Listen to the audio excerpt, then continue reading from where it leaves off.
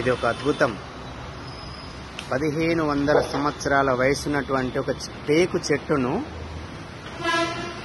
Burma నుంచి తీసుకొచ్చి ఈ విధంగా అనంత పద్మనాభ స్వామిగా దీన్ని మలచడం జరిగింది.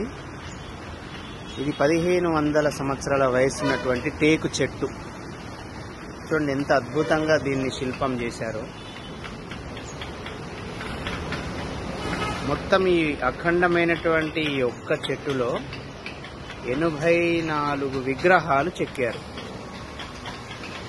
84. ఇది బోయిన్పల్లి దగ్గర ఉన్నటువంటి అనురాధ టింబర్స్ లోపల ప్రదర్శనకు ఉంచారు. మొన్న వెంకయ్య నాయుడు గారు దీన్ని ప్రారంభించడం జరిగింది. కాబట్టి ఇక్కడ నియర్ బై ఉన్న వాళ్ళందరూ కూడా ఈ అద్భుతాన్ని వీక్షించండి. దీంతో పాటు ఈ పక్కనే రామచంద్రుల వారి యొక్క విగ్రహాన్ని చెక్కడం జరుగుతుంది. ఇప్పుడు మన కళ్ళ ముందే ఒక చెట్టు నుంచి వెళ్ళి ఈ విగ్రహాలు ఏ విధంగా చెక్కుతారన్నది మనకు కనిపిస్తుంది. పూర్తయిన తర్వాత ఈ విధంగా ఉంటుంది.